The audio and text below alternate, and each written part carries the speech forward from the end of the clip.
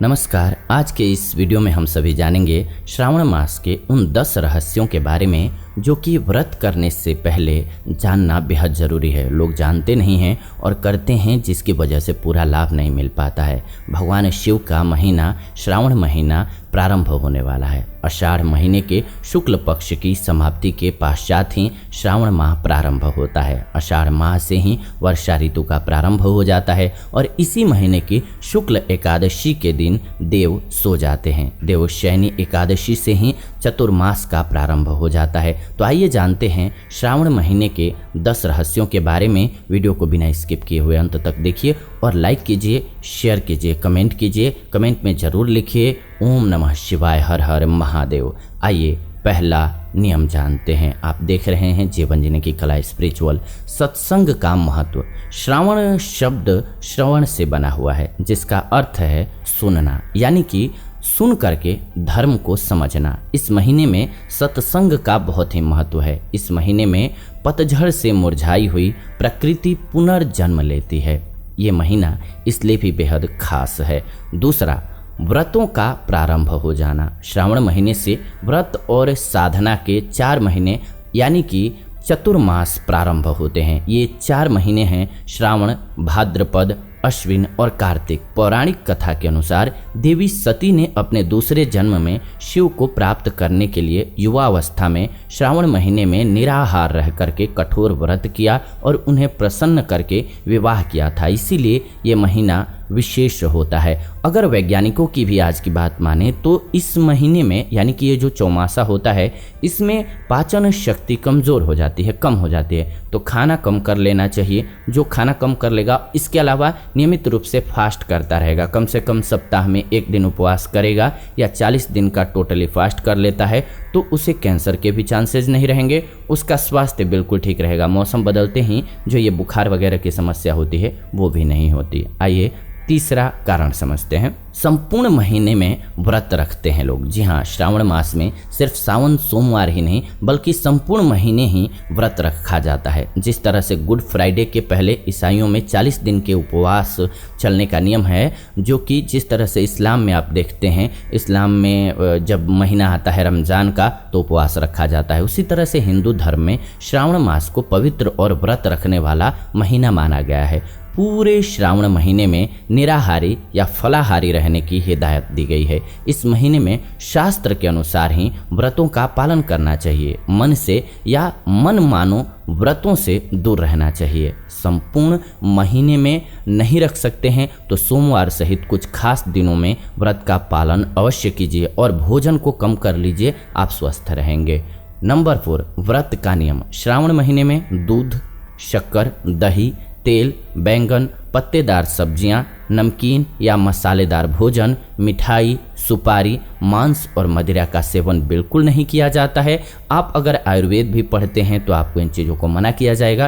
क्यों? क्योंकि आप बीमार हो जाएंगे इन चीज़ों का सेवन करेंगे। तो इस महीने में दूध, शक्कर, दही, तेल, बैंगन, पत्तेदार सब्जियां, नमकीन या मसालेदार भोजन, मिठाई, सुपारी, मांस, ये सब मत खाइए। इस दौरान बाल और नाखून नहीं काटने चाहिए। श्रावण महीने में यात्रा, सहवास, वार्ता, भोजन इत्यादि त्याग करके नियम पूर्वक व्रत रखना चाहिए, तो ही उसका फल मिलता है। दिन में फलाहार लेना चाहिए और रात को सिर्फ पानी पीना चाहिए। जिसकी शारीरिक स्थिति ठीक न हो, व्रत करने से उत्तेजना बढ़े और व्रत रखने पर व्रत भंग होने की संभावना हो, उसे व्रत नहीं करना चाहिए। रजस्वला स्त्री जरूरी यात्रा या युद्ध के हालात में भी व्रत नहीं रखना चाहिए। इस व्रत को रखने के 3 कारण हैं। पहला दैहिक, दूसरा मानसिक और तीसरा आत्मिक रूप से शुद्ध होकर के पुनर्जीवन प्राप्त करना और आध्यात्मिक रूप से मजबूत होना। इससे काया निरोगी हो जाती है।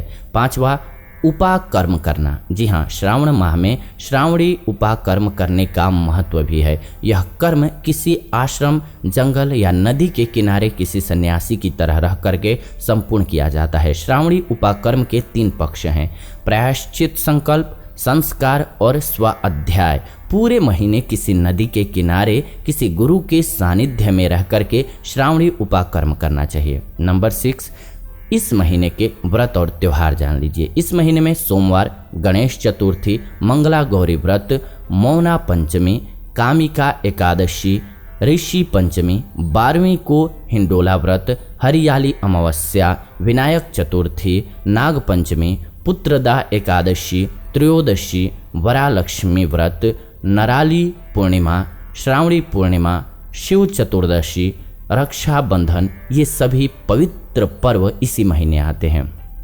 नंबर 7, 3 तरह के व्रत। पुराणों और शास्त्रों के अनुसार सोमवार के व्रत 3 तरह के होते हैं। सोमवार जो होता है एक सावन का सोमवार, 16 सोमवार और सोम प्रदोष। हालांकि महिलाओं के लिए सावन सोमवार का व्रत की विधि का उल्लेख मिलता है, उन्हें विधि के अनुसार ही व्रत रखने की छूट है। शिव पुराण के अनुसार जिस कामना से कोई इस मास के सोमवारों का व्रत करता है उसकी वह कामना अवश्य एवं अतिशीघ्र पूरी हो जाती है। जिन्हें 16 सोमवार व्रत करने हैं वे भी सावन के पहले सोमवार से व्रत करने की शुरुआत कर सकते हैं।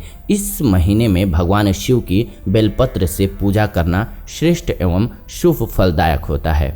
नंबर 8, यदि संपूर्ण महीने में व्रत रखते हैं तो क्या करना चाहिए आपको। पूर्ण श्रावण कर रहे हैं तो इस दौरान फर्श पर सोना और सूर्योदय से पहले उठना बहुत शुभ माना जाता है। उठने के बाद अच्छे से स्नान करना और अधिकतर समय मौन रहना चाहिए। दिन में फलाहार लेना और रात को सिर्फ पानी पीना। इस व्रत में दूध, शक्कर, दही, तेल, बैंगन, पत्तेदार सब्जियां, नमकीन या मसालेदार भोजन, मिठाई, सुपारी, मांस और मदिरे का सेवन मत कीजिए। श्रावण महीने में पत्तेदार सब्जियां तथा पालक, साग इत्यादि का त्याग कर देना चाहिए। इस दौरान दाढ़ी नहीं बनाना चाहिए, बाल और नाखून भी नहीं काटना चाहिए। इष्ट देव के मंत्रों का मौन जप करना चाहिए, उनका ध्यान करना चाहिए, उनकी कथाएं सुननी चाहिए और उनकी पूजा करनी चाहिए। नंबर 9, इस तरह के व्रत रखना आपके लिए वर्जित है। कैसे? अधिकतर लोग 2 समय खूब फरियाली खा करके उपवास करते हैं।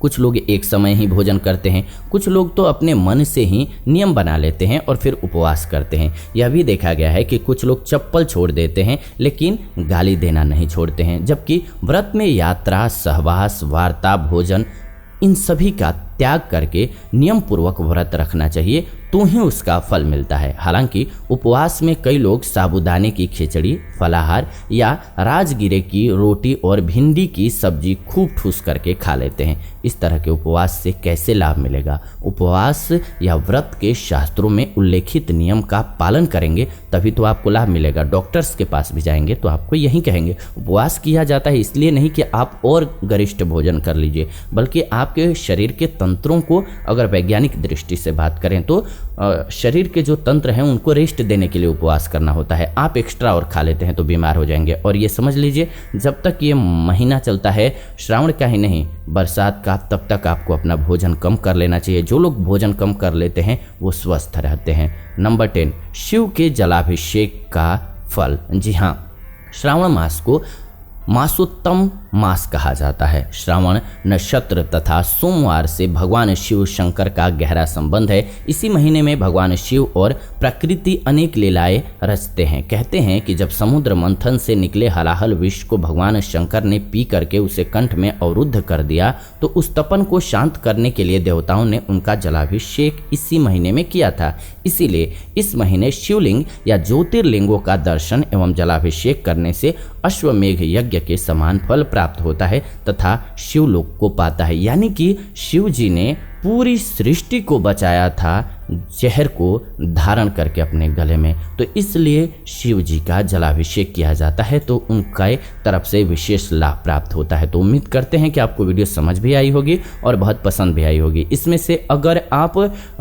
डायरेक्ट लाभ लेना चाहते हैं तो ज़रूर कीजिए। फास्ट करेंगे तो आप स्वस्थ रहेंगे। कैंसर जैसी बीमारी और मौसम के चेंज होते ही होने वाली बीमारियों से भी आप छुटकारा पा सकेंगे। तो ये जरूर करना चाहिए और स्वास्थ्य लाभ भी प्राप्त करना चाहिए। मानसिक शांति भी होगी। और व्रत का मतलब सिर्फ और सिर्फ खाने पर परहेज करना नहीं है। खाना, बोलना, नियमित दिनचर्या, सब कुछ को संयमित करना होगा। खाने को रोकना है, उसी तरीके से बहुत ज़्यादा नहीं बोलना है। कोशिश करनी है जब जरूरी हो तभी बोलें, बिना आवश्यकता के बिल्कुल भी ना बोलें। तो फिलहाल आज की वीडियो रही। ऐसी नई वीडियोज के लिए चैनल को सब्सक्राइब करके बेल नोटिफिकेशन को ऑन कर लीजिए, क्योंकि ऐसी नई वीडियो हम इस चैनल के माध्यम से लेकर के आते रहते हैं। फिलहाल विदा लेते हैं आज की इस वीडियो से, जुड़ेंगे नई वीडियो में। तब तक आप सभी खुश रहें, आनंदित रहें और हाँ, प्रेम से कमेंट में जरूर लिखें ओम नमः शिवाय, हर हर महादेव लिखना न